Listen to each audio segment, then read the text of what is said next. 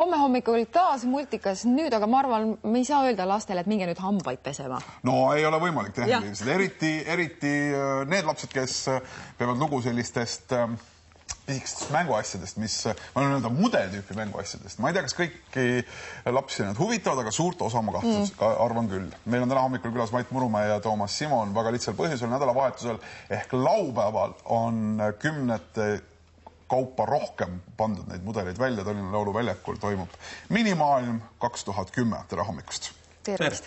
No, millise printsiibi alusel Minimaailm 2010 eksponaadid kõik välja valitud on?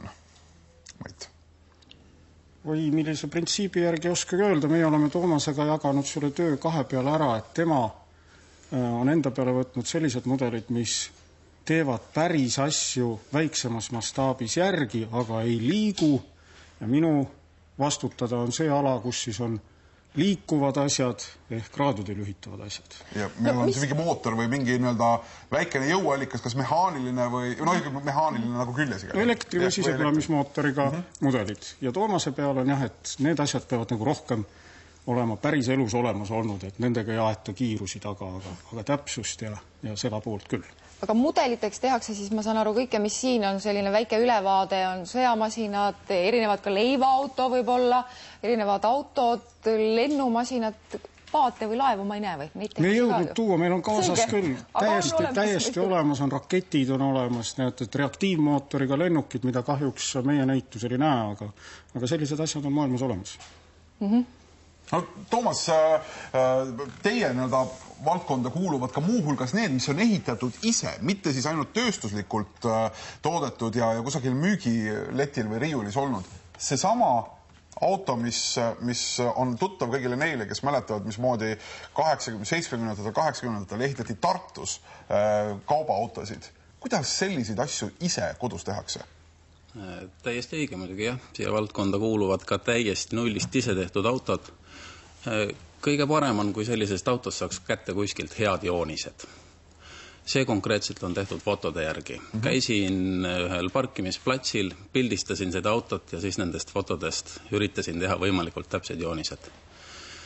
Ja vaja on selleks väga vähe. See konkreetselt on tehtud maisipulgakeste karbist. Siit pealtpoolt ei saa sellest aru. Kui sisse vaadata, siis siit näeb tõesti, et siin on vist natukene vineeri või mingit õhemat sellist materjali ja siis pappi. On natukene puitu, enamus on papp. Ja värvid on siis need, mis peidavad ära selle, millest tema tehtud on. No samal ajal ei pea alati väga täpselt jooniste järgi tegema ja nii nagu asi algselt välja nägi. Võib ülasta ka sellisel fantaasial lennata ja saada hoopis sellise väga toreda tulemuse. Sellel mudelil on oma väga konkreetne ajalugu. Minu poeg oli 5-aastane. Ta oli selles mudelimaailmas selleks ajaks juba päris kaua elanud ja ühel päeval ta marssis siuke asi käes minu juurde ütles, et issi, ma tegin matkabussi. Matkabuss? Ja sellest ajast see buss mul seal riiulis seisab teiste mudelite juures. Võib-olla peakski selliste väikeste matkabussidega alustama ja siis jõudma selliste leivaautodeni, mis tuleb jooniste järgi teha. Täitsa kindlalt on kuskilt sealt need asjad alguse saanud, kes ise teevad.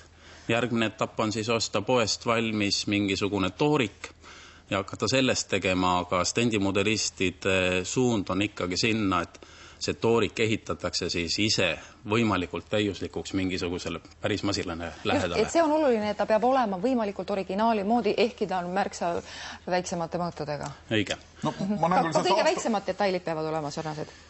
Ka kõige väiksemad tehakse lausa mikroskoobi all detaile, nii et palja silmaga on peaaegu võimatu näha, aga on olemas selline modelistide seltskond, kes teeb mikroskoobi all ka kõik need kõige väiksemad mutripead originaalis.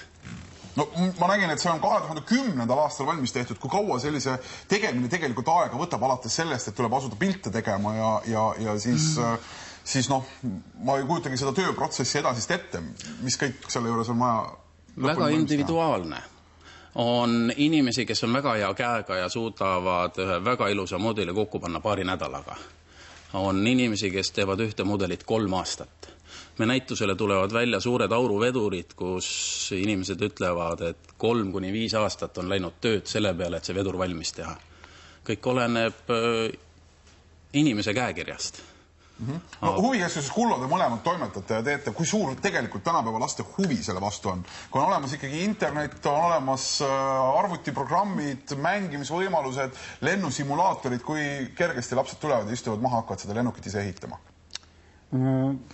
Raske öelda, pigemini valus küsimus, ütleme niimoodi. Et huvi on ja samas jälle see huvi on väike. Lapsed ei taha võistelda. Nad tahaksid meisterdada, nikerdada, teha, aga kui jutt tuleb võistlustest, siis õpetaja parem võistlema oma vahel. Ja alati saaks tänapäeval öelda, et neid poisse võiks olla rohkem, kes sellise alaga tegutseda tahaksid. Nii et minu arvates on siin küll mitte ainult muidugi poistele kõik maailm lahti, et kõiki alasid peaaegu on Eestis võimalik teha ja neid huvilisi leiab Eestist interneti kaudu üles ja ei istu need lapsed sugugi mitte kogu aeg arvutis. Nii palju tahtsin öelda, et ega siis mudellennu ja laevamudelismi pool on nüüd nendest juhitavatest mudelitest see, kus ikkagi väga palju tööd tehakse ise. Siin on kaasas nüüd automodelistidel on küll ostukaup, aga lennu- ja laevamudelistid, nemad saavad küll hakkama sellega, et algusest lõpuni tehakse kõik käsitööna ise ja tippspordi mudelid on nüüd päris ise tehtud. Just hiljuti laevamudelistid tulid Euroopast võistlustelt teade tulemustega. Me loodame välja saada ka näitusele, Kullos tegutsevad nüüd täiskasvanud mudelistid küll, aga nende siis on Eesti koondise laevamudelid. Ehk need, millega käiakse väljamaal võistlemas, võrduseks tuua, et ehk saab näha siis, kui kergejõustikuga võtta, et seda teivast, millega Erki Nool hüppas. Et meie puhul on siis nii harva on näha neid mudeleid, millega siis Eesti koondis võistleb, et loodame minimaailma näitusele saada Eesti koondise mudeleid välja. Mait, see helikopter, kui see siin praegu tööle panna, siis ilmselgelt ma saan aru, plats oleks puhas siit kõigest muust, aga näitusel seda töötavat helikopterit näha saab?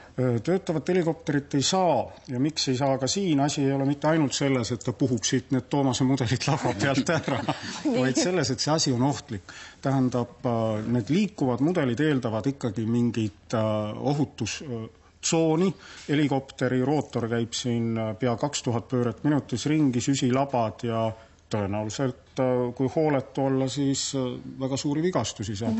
Automudel kaalub lähes 10 kilo, jalaluud lähevad, kui näiteks sellega oskamatult sõita. Paljud inimesed ei mõtle selle peale, No sõna mudel juba annab selle, et on mingi pisikene asi.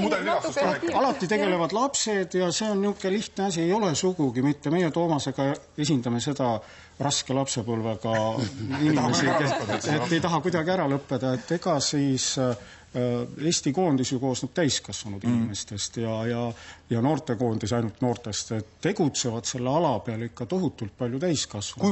Kui palju on neid mudelimaailmas toimetajaid? Me püüamegi selle näitusega tuua võimalikult erinevate alade inimesi kokku ja neid on võrdlemisi raske lugeda. Spordialaliidud, ütleme automodelistid, lennumudelistid, laevamudelistid, nemad loevad oma neid sportlasi, litsenseeritud sportlasi, nemad saavad väga täpselt. Lisaks Toomase poole peal on neid, kes kodus ehitavad ja koguvad omale mudeleid. Paarkümmend inimest tuleb tänavu välja selle teema inimesi. Et ainuüksi Toomasel on paarkümmend. Ma arvan, et neid lendurid ja neid on siin sadade. Kas siia hulka kuuluvad muide ka need, kes ehitavad näiteks mudelmaju või kes teevad nagu väga täpselt selliseid makette ja kutsusime, tulevad välja tõenäoliselt vähemalt üks majaehitusmakett tuleb välja. Mul naine on selline fanaatik, et tema teeb niisuguseid maju. Mait köögis mootoreid, naine suures toas majamakette. Praegu teeb laeva, purjelaeva. Selge. Mis on tõenäoliselt, ma ei tea, kas te suudate selles kokku leppida selle näituse, mis laupäeval ja ainult laupäeval on üleval, kõige põnevam, kõige huvitavam asi? Sellest võiks lausa vaataja küsitluse teha ja siis peale näitust öelda. Teemasid on hästi palju, see mudelimaailm on nii tohutult lai ja siin on praegu hästi kitsalt esindatud, et kindlasti igaüks leiab enda mingi lemmikteema. Isegi on mõte panna sinna üks laud lastele, pliiatsid, paberid ja lasta enda lemmikmudelit sellelt näituselt joonistada, et arvan, et laupäeva õhtuks on selge, milline oli lemmikmudel, milline oli lemmikteema. Suur aitäh täna hommikul tulemast. Mait Murumäe ja Toomas Simon nädalavahetusel, niisiis laupäeval Tallinnas lauluväljakul ja ainult laupäeval Minimaailm 2010 saate minna sellesse pisikesse maailma sõna otseses mõttes sisse. Suur aitäh teile täna hommikul tulemast.